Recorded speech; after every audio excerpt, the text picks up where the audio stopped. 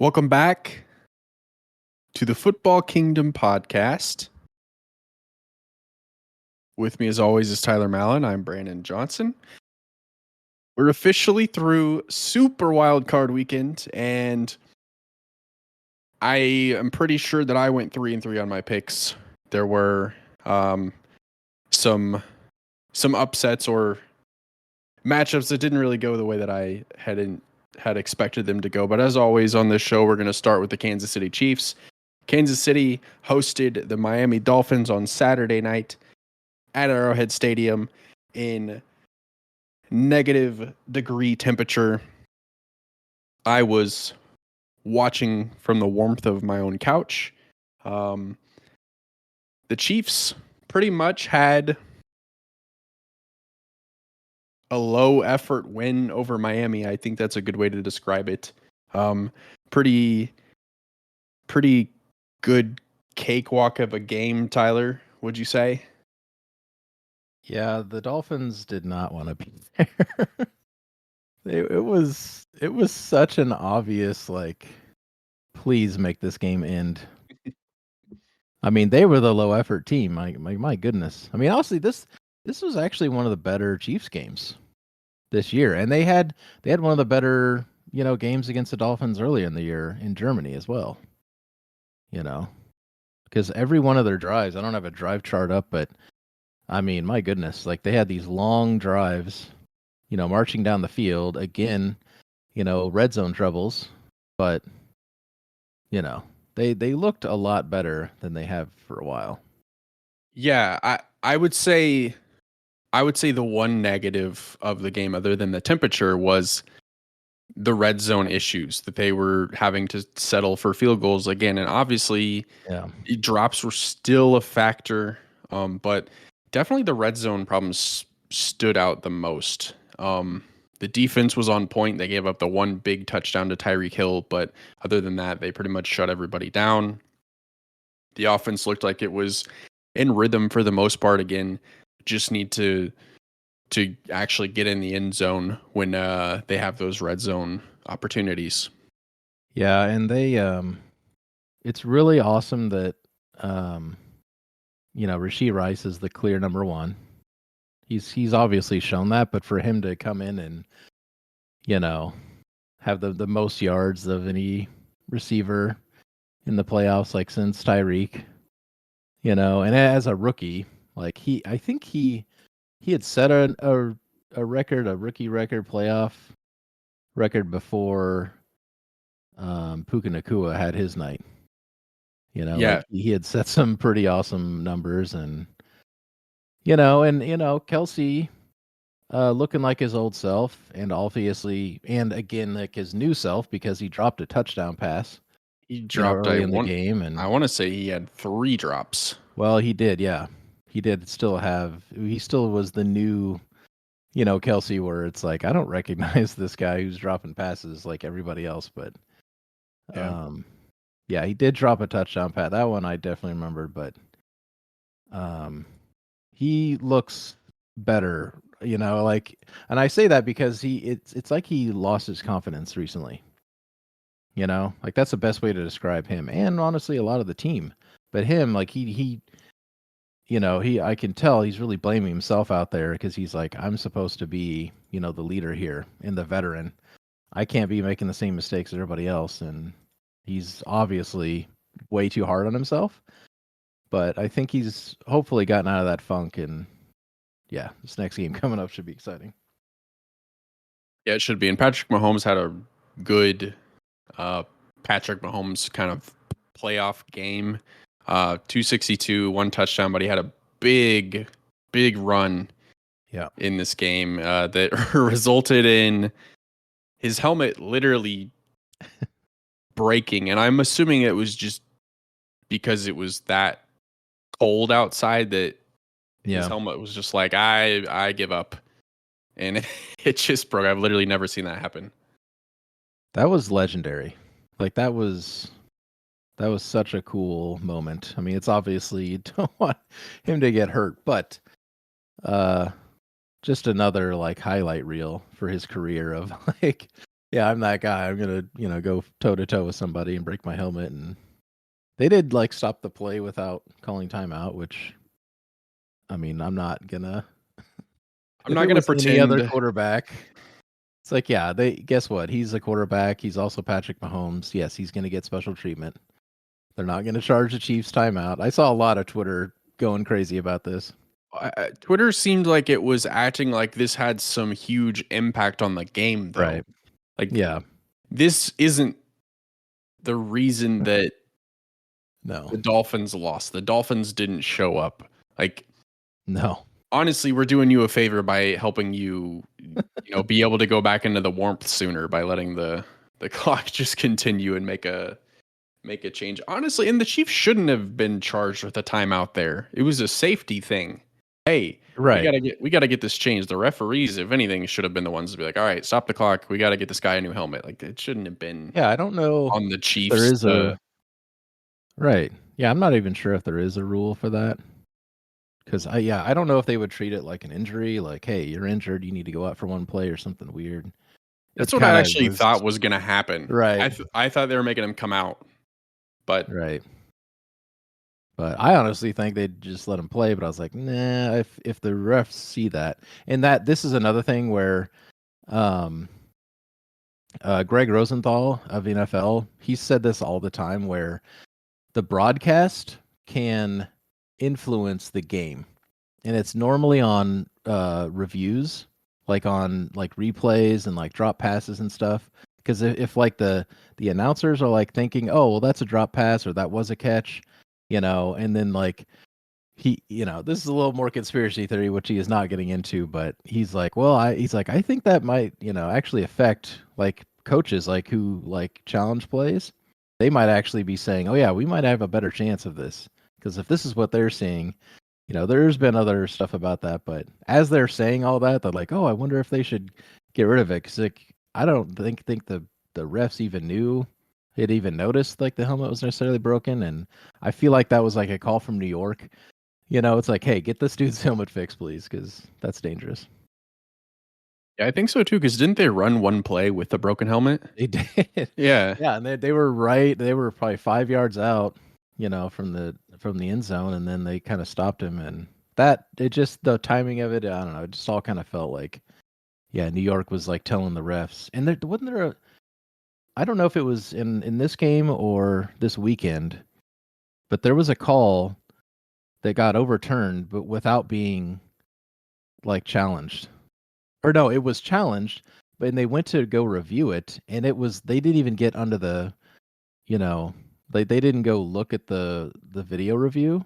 They were immediately like, oh yeah, we messed up the. You know what I'm talking about? yeah. It was Was like that the this or fast. It was the fastest challenge in history. I don't. yeah?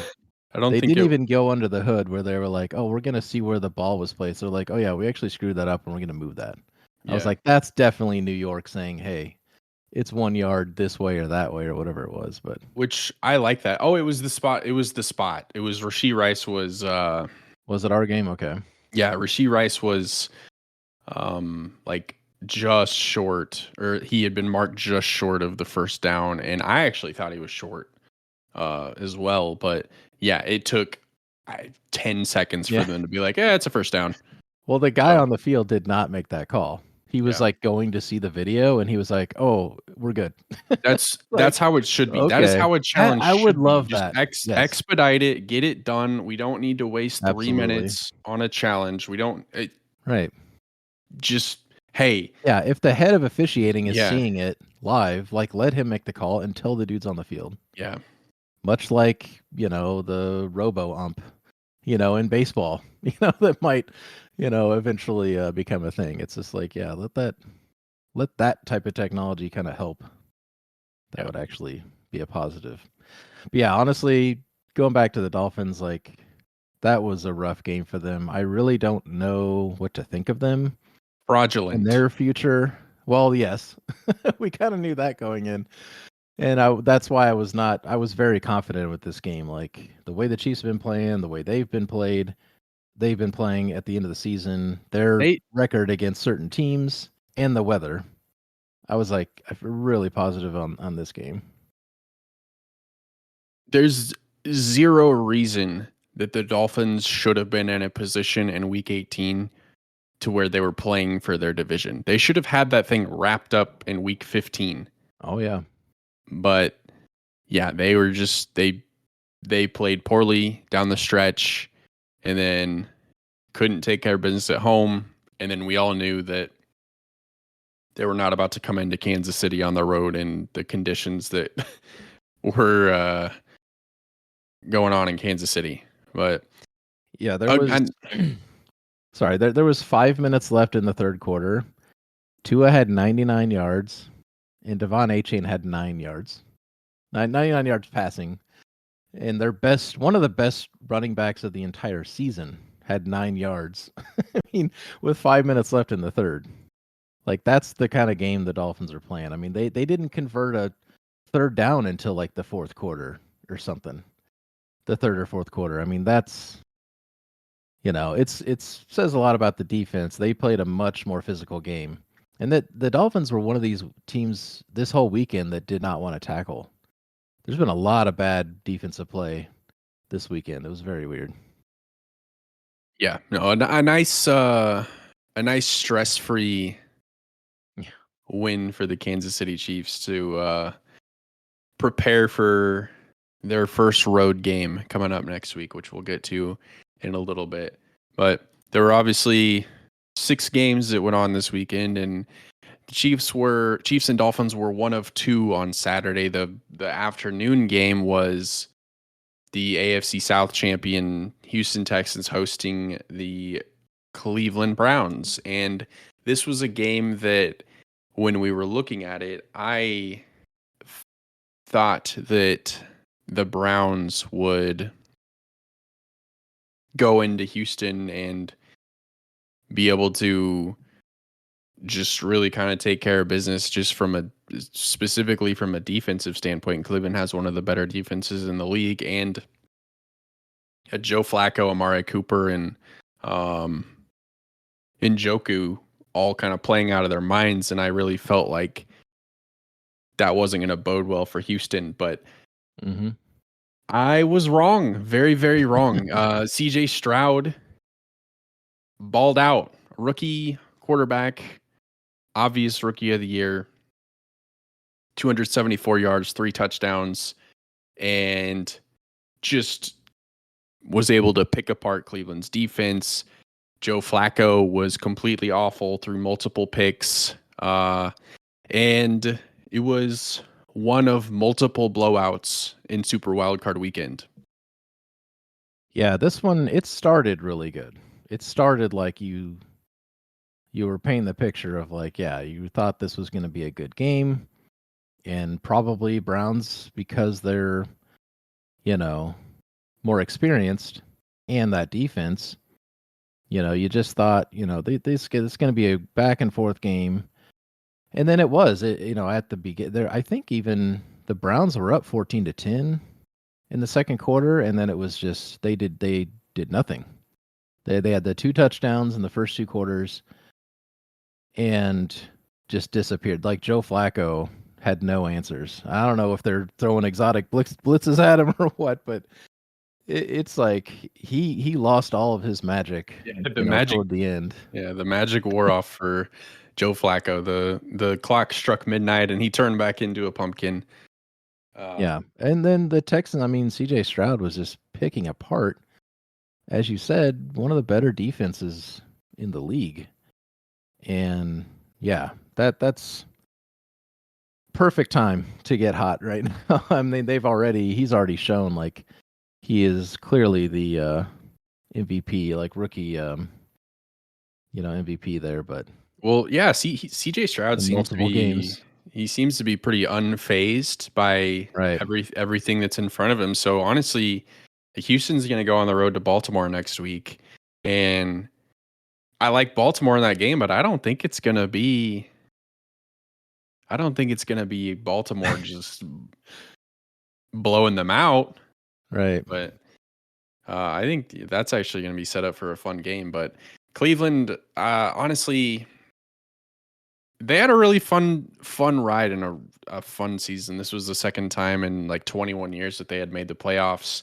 They played, I think, 4 different quarterbacks this year. Yeah.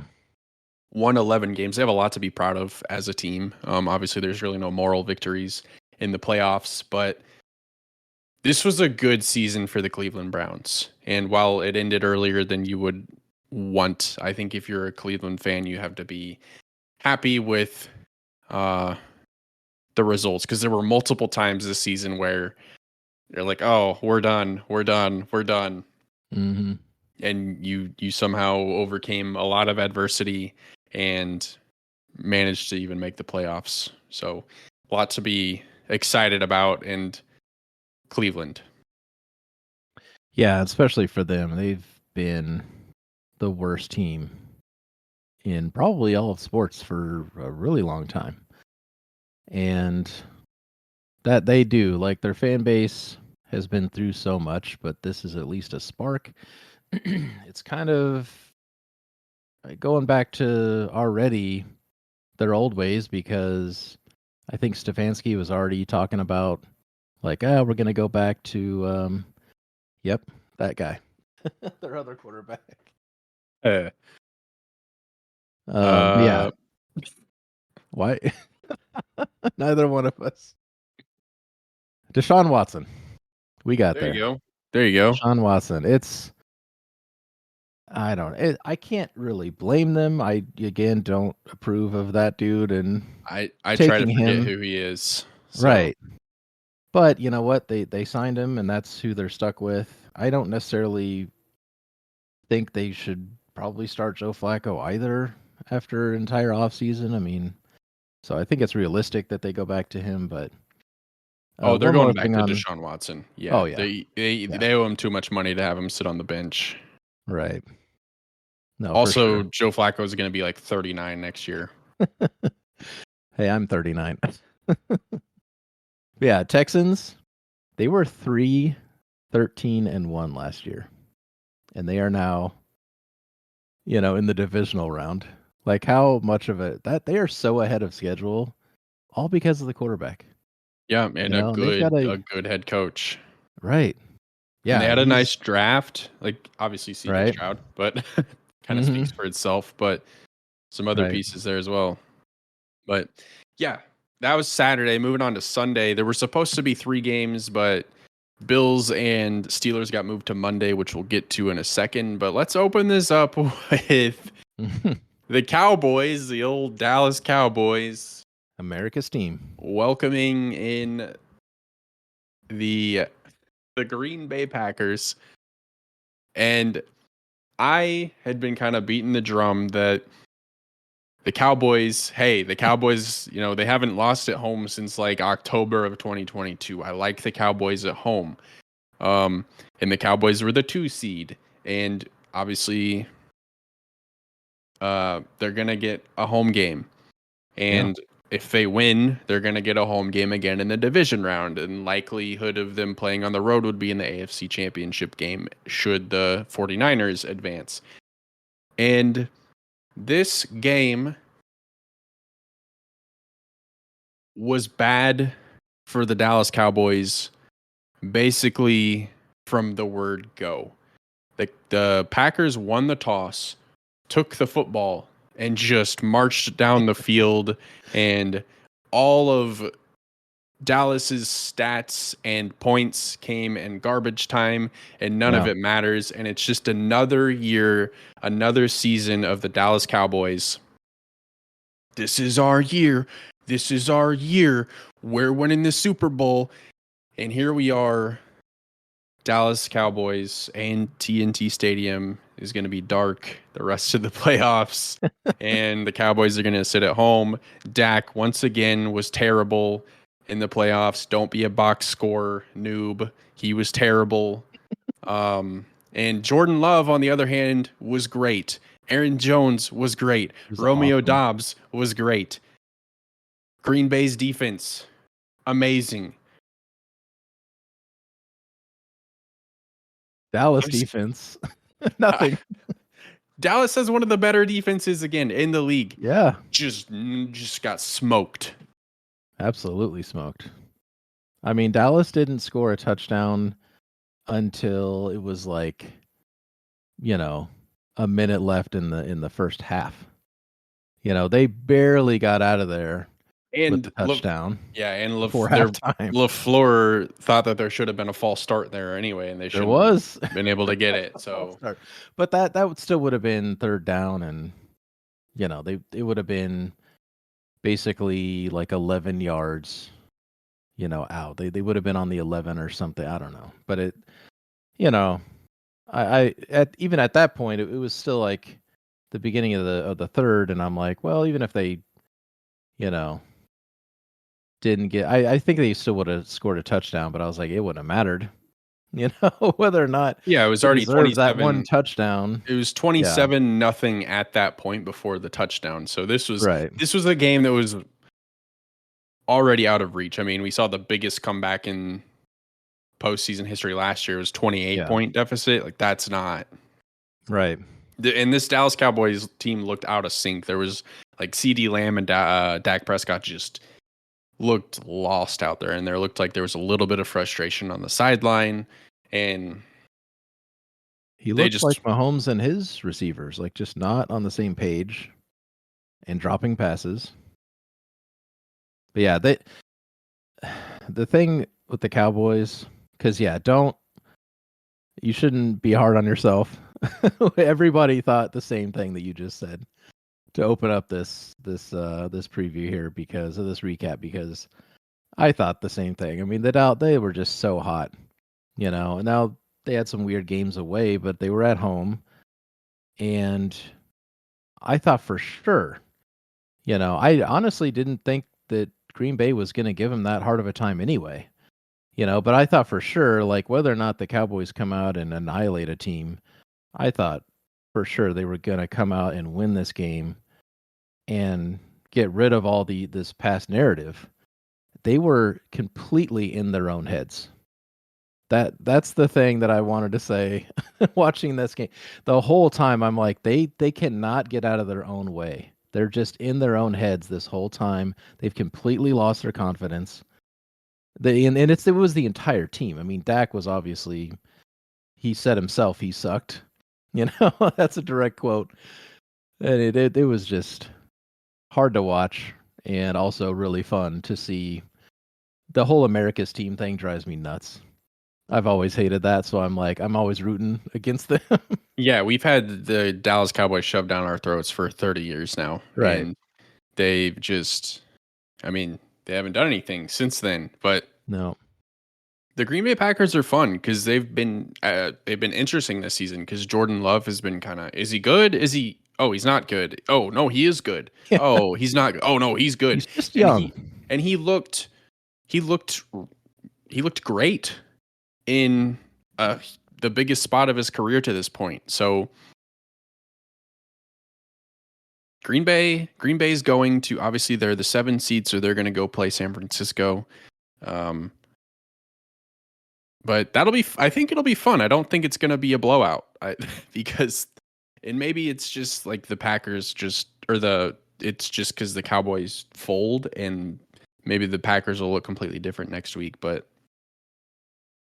the Cowboys Well, they're not gonna fool me next year. Okay. well, we can talk about that later, but yeah, their team might look completely different next year. So I think this is like blow up time, especially with Jerry Jones at the helm. So Yep. Sunday night, the Lions hosted the Rams. This was one of the better storylines of Super Wildcard Weekend. We had obviously Detroit winning their division for the first time in 32 years, 31 years, whatever it is, and having a home playoff game. On top of that, you have the Rams, who have Matthew Stafford as their quarterback, who obviously played over a decade in Detroit. The famous Jared Goff for Matthew Stafford trade. And this was probably the best game of the wild card round, just from like being competitive. And I actually liked the Rams in this one. I liked the Rams' experience. I liked their quarterback. I liked their coach. I thought they were going to come in, get it done, and they did not. The Lions were able to win at home, and I thought the Lions looked pretty good. First playoff win in 32 years. That's crazy. Now, we talked about the Royals not making the playoffs in 29 years. A little bit different, but still, you know, good on the Lions for doing that. That was actually like a really fun watch. The Rams actually did show up. I was opposite of you. I really didn't think the Rams were going to put up much of a fight. I thought the odds were really stacked against them. You know, the Lions were hot. They were really believing in themselves and the home field advantage. And honestly, the Rams, like we said, we really didn't think they were going to, really show out this year. They were not, any kind of fraud to be in the playoffs, to be in the 7th seed or anything. I'm not saying that, but I don't know. I just did not think they were really going to do anything, but Matt Stafford looked great. He also, at one point, I think was completely blacked out on that one hit. He definitely got knocked out and probably should have maybe had a concussion test, but that's not my job. So yeah. But no, I mean, they played a lot better than I thought they were going to. It was a really close game. They had a couple chances toward the end of the game to win out, but didn't get it done. And now the Lions get a home game again. They get a home game, and honestly, pretty clear path to the NFC Championship game. Okay. We'll see. But back to the Rams. Puka Nacua, another rookie, had a great game at It was awesome. 181 yards receiving. They've got a good wide receiver for the Rams. But yeah, like you said, the home team, the the Detroit Lions, gonna be at home next week, which we'll get to that momentarily. But moving on to Monday, there was like I said earlier, there was originally supposed to be one Monday game, but the Bills and Steelers, Bills were hosting the Steelers, and New York had a travel ban because they had a blizzard, and it literally was not even possible to go anywhere. So they pushed the game back to Monday. And Bills, if there's any team that probably didn't belong in the playoffs, it's the Steelers.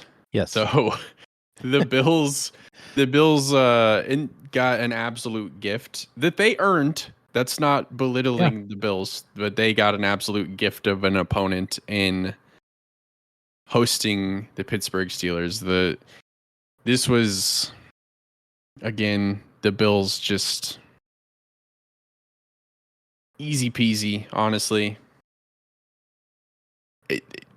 Mason Rudolph was like kind of hilarious to watch because I know like it was super windy and all that, but like a lot of his throws were just like, what is happening? Where is he trying to throw the ball to? You're not wrong. I can remember two that I'm like, who was that to? So I'm like, did he really think his receiver was going to continue running in that direction? Because he's throwing it over both the receiver and the defender into no man's land. There's just green grass over there. Like, what was that? Throw. But the first half of this game, and it was like, okay, Bills move on. Chiefs play the Bills. Like, Pittsburgh is not winning this game. And I started making dinner. By the time halftime rolled around, I had it on in the living room, and I'm like, okay. And then they kind of started to make a comeback, but you could still tell it's not really going to be, a competitive effort. And it ended the way I thought. And yeah, that was the one thing I wanted to circle back on is like, they were the only team that was kind of fraudulent. That, because they did expand the playoffs, the Super Wild Card weekend, which is great so far.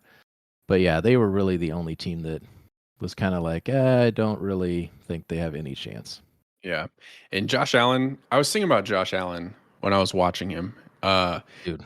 He is every Madden creative player I have ever made from a quarterback. Just like a dual threat. Sure.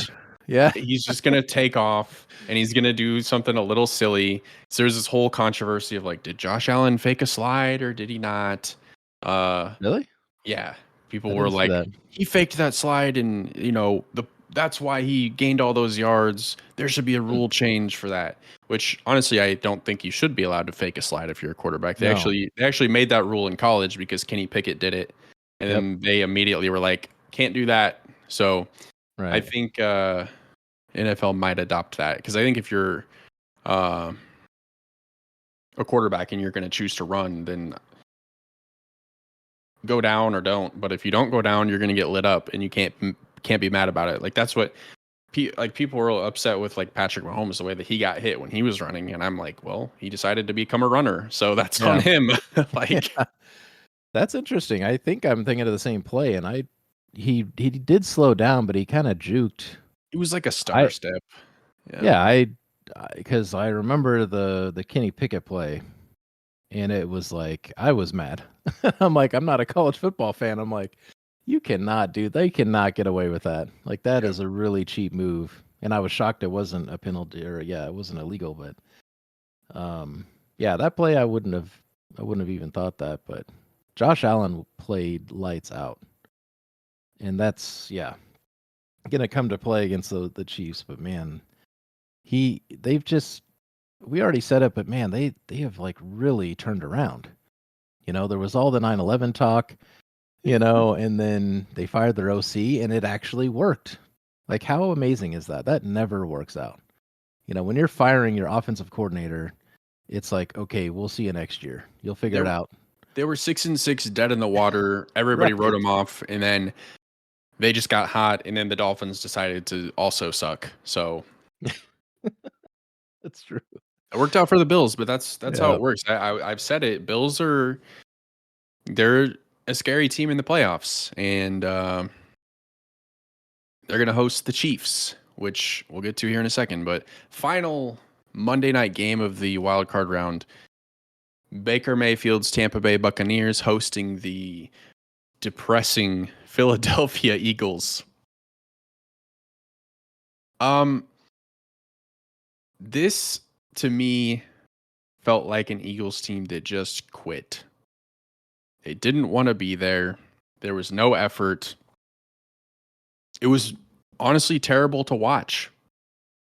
Yeah. It was, I don't have much to say because everybody saw this coming. Like, Eagles are done. There's something wrong, and they have no shot of even remotely winning a playoff game against a very, very average Buccaneers team. That is very fair, actually. You bring up a good point there because Tampa has, and a Baker Mayfield has the potential of getting hot and winning these kind of games. But I mean, this is the game of the week of like the Eagles didn't even show up. He scored 9 points against the Bucs. This was like a perfect storm of how bad the Eagles offense has been and how predictable it's been, because everybody's saying like they're calling out their plays and all this, and then just a perfect game plan from Todd Bowles. A perfect defensive game plan, like just a perfect storm of both of those things adding up to just completely shut out, a Super Bowl runner up. You know, like it's really shocking, like the complete downfall that the Eagles have taken. I mean, they had a safety in this game, and they just looked completely out of sorts. They didn't convert a single third or fourth down the entire game. 0 for 11. They were, I mean, it was that is shocking. It was horrendous to watch. And yeah, so obviously the Buccaneers moved on. But with this comes some news. The longtime center of the Philadelphia Eagles, Jason Kelsey, told his team he's hanging up the cleats, he's retiring. And Jason Kelsey, one of the best centers of his generation, obvious Hall of Famer. And I think the Eagles are going to have an interesting offseason. I'm not sure. I'm not sure Nick Sirianni is safe. We'll see. Seeing his owner up in the suites there, like just the stone face that he had, and the downfall of.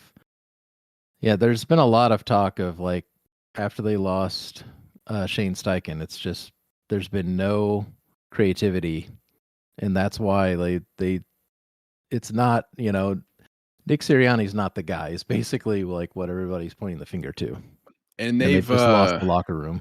Yeah, that's what it seems like. And they were quick to get rid of Doug Peterson too. So and Doug Peterson won a Super Bowl. Nick Sirianni lost one. So don't be surprised if there's some changes in Philadelphia.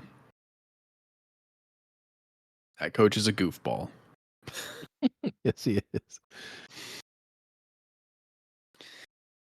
But let's take a look ahead to the divisional round. Starting with the Saturday games, obviously the Ravens are the 1 seed, and they're hosting the Houston Texans at 3:30 on Saturday. I think this is going to be a game. I think I haven't given the Texans enough credit, but after watching them do what they did against a decent Browns team, I think they're going to give the Ravens some trouble. I mean, I think the Ravens have the best defense in the league, and obviously have the likely MVP in Lamar Jackson at quarterback. So I'm leaning Ravens here, but I don't think it's going to be. But I think it's going to be close. I think I will agree. I think the Ravens have that kind of Chiefs mentality of you give them an extra week to prepare, and you're going to be severely disadvantaged. On top of having the MVP and John Harbaugh, who desperately wants, to win another one. I think it's going to be a tall order for even CJ Stroud, as good as he's been. I really do. I think Ravens will take this. Yep. Evening game on Saturday. Again, another 1 seed. The 49ers host the Packers. I think the 49ers are going to be the NFC representative for the Super Bowl. So I'm picking the 49ers. They have the best roster in the league. They have one of the 4 best coaches in the league, and 2 MVP kind of candidates. They have in Brock Purdy, Christian McCaffrey, George Kittle, Brandon Ayuk, and then defensively, they're great as well. So I don't know. I think the 49ers are just going to pick the Packers apart, but I was wrong already once about the Packers, so maybe I will be again. I don't think so. I think you're right. Unfortunately, I do agree. I can't go against the Niners. I honestly think they still probably eat my words, but I do think they have the edge over the Ravens. We'll get to that when we figure out who wins this game, but in a couple weeks anyway. But yeah, I don't really see the Niners losing to the Packers as good as they've been. I mean, it's at Levi Stadium, and that's again a tall order for not a rookie, a guy who has played very strange games, and like you said earlier, there very well could be, ups and downs like he's had all season. So I think I'll take Niners as well. Yep. Sunday afternoon, Lions host the Bucs. I kind of mentioned it a little bit earlier. I like the Lions by 10 here. I'm like, unless Baker just wakes up feeling like crazy, the Lions are hot. They're in a much better kind of I can't even think of the word, but they're not the Eagles. The Eagles are obviously like a Right. disaster, where the Lions are a very well coached team. They have a great culture. They're riding high after accomplishing what they did this weekend, and we've seen the Bucs not be able to score a touchdown against the Carolina Panthers like 2 weeks ago. Mhm. So I like the Lions easily on Sunday. Well, I agree, and I won't rehash what I just said again for 2 games. But I think the Buccaneers knew what was going on with the Eagles. I think everybody knew, and they had home field advantage and all the confidence in the world. So I really don't see them having that same type of feeling, actual that kind of confidence going into Detroit. Detroit is, I mean, just a talent-wise, a much better team. And yeah, honestly, the Bucs are lucky that they found those types of Eagles, that type of Eagles team to even move on to this second round. So yeah, we'll both take the Lions. Yep. And for the final game of the divisional round, the Bills host the Kansas City Chiefs. This is the first time the Chiefs are going to go on the road in the playoffs in the Patrick Mahomes era. Bills, very hot team. Chiefs looked as good last week as they have in 2 months. Bills and Chiefs met at Arrowhead earlier this year and came down to Kadarius Toney lining up off sides. I think the Chiefs were going to win that game. Obviously they didn't, but I'm having trouble here. I think I'm going to pick the Chiefs, and I know that that's probably silly based off of everything I've said over like the last month about the Chiefs, but I just like Patrick Mahomes in the playoffs, and Bills, like I said, they earned it. They were playing the Pittsburgh Steelers. So this is going to be a little bit of a different matchup than what the Bills just played. Yeah, and this is, I mean, the Bills fans are going to be insane because that's all anyone's talking about is the Chiefs have always had the home field advantage, and now you're in our house. Like that's the one thing where, yeah, they finally get to say, okay, now you're playing us in the playoffs. Let's see how you do. The one kind of bright spot, the Bills have kind of stumbled in a lot of these wins. I mean, they've won 6 in a row since they lost to the Eagles in overtime, in week 12. But, I've heard a lot of talk about, the Bills, haven't really looked super great in a lot of games recently. I would say in the last couple of weeks, they've looked a lot better. But I feel like the only kind of bright spot here is like maybe they get a little overconfident and they kind of do what they've done always against the Chiefs. I mean, the 13 seconds is only one example, of them coming up short. They think they had it in the bag and the Chiefs always pull it out. Now, again, most of them games have been at Arrowhead, but I feel like the Chiefs, if they can win this game, that's what it'll be. It's, you know, them being a little overconfident, like a lot of these other blowout teams, like the Cowboys and these types of upsets. Like this is what could actually happen. Like these guys being a little too overconfident. Maybe not. Maybe they are completely prepared this time. Because honestly, they've had a lot of defensive. I don't know how many of these guys. Again, it's Tuesday night. We'll see throughout the week, but they lost half their defense was injured against the Steelers at the end of that game. So that could help the Chiefs a lot too. Yeah, I think the key for the Chiefs this week to win is red zone. Yeah. Score touchdowns. Don't settle for field goals. Get in the end zone. Yeah. That's to me, I think, what's going to be the difference between a win and a loss on Sunday night.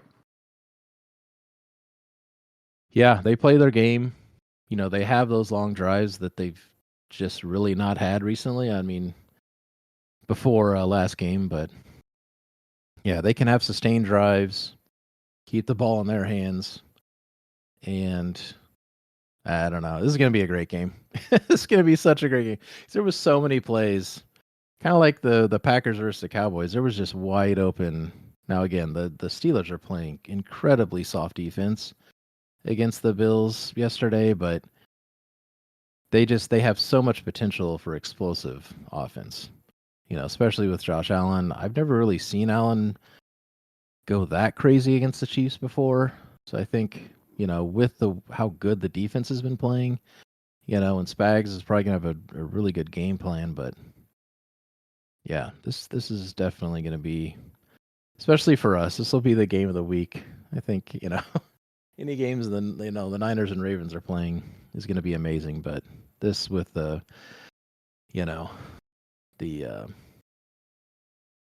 kind of rivalry that they built up, this really kind of will build this game up to be really good. Yeah, we had an awesome Super Wildcard weekend, and I'm looking forward to what looks like a really solid slate of games for the divisional round.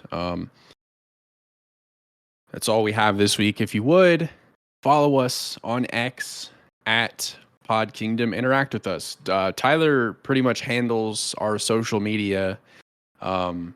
He tweets all the time, particularly during the games. You'll see him very active. So get in there, tell him, hey, that's a bad take. Argue with him, or just say, hey, love the show. Or if you want us to talk about something specific, or you just want to send us an email us at footballkingdompod@gmail.com. And we'd love to interact with you and, talk to our listeners.